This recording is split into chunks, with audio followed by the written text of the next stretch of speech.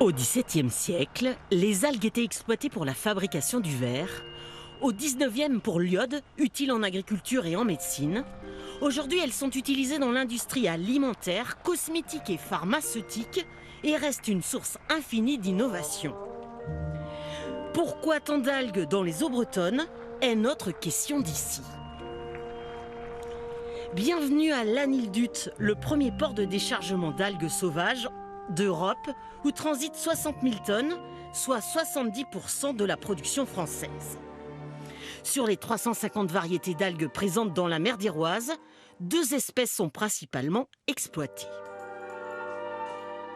On récolte principalement la Laminaria digitata, que vous pouvez voir ici, qui est à peu près 40 000 à 50 000 tonnes d'algues récoltées.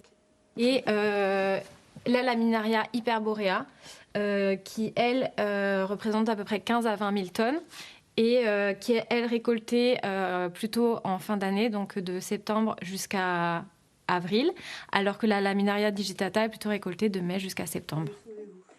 Laminaria comme laminaires, qui sont des rubans d'algues allant de 1 mètre à 4 mètres de long.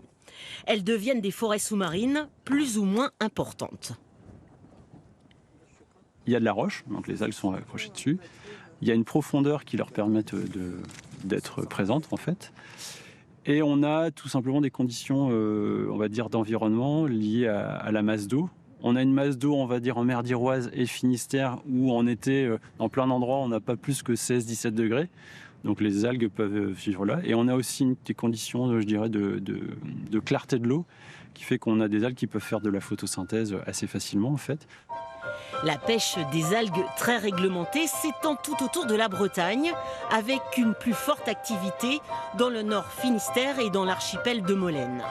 35 navires goémoniers suivent un calendrier précis, en ne récoltant jamais plus de 14% de la biomasse.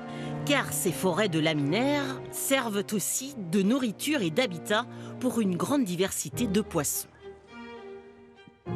Les pêcheurs, ils ne sont jamais dans les endroits où la ressource n'existe pas. Ils ne vont jamais dans les déserts biologiques. Et en fait, avec les communautés de pêcheurs, on a un destin commun puisqu'on est positionné sur les mêmes endroits, les endroits diversifiés, qui sont aussi les plus importants pour la biodiversité, mais aussi les plus productifs sur le plan des ressources. Ici, dans l'usine Algaïa, 70% de la production bretonne est utilisée.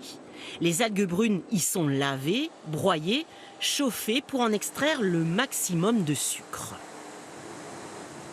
On l'a pressé et ensuite de ce produit-là, on va en faire une poudre qui va servir de produit fini dans des produits finis agroalimentaires, cosmétiques, techniques, dans différentes applications.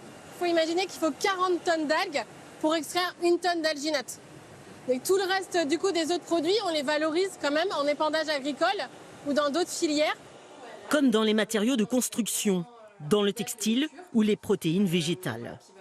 L'alginate est aussi utilisée dans le domaine médical comme pansement gastrique ou dans la fabrication d'organes artificiels avec d'autres découvertes très prometteuses.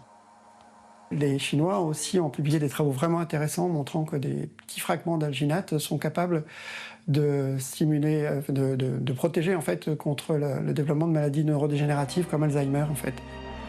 L'algue brune des côtes bretonnes entraîne une forte activité, mais l'avenir de cet or brun devient menacé avec le réchauffement climatique.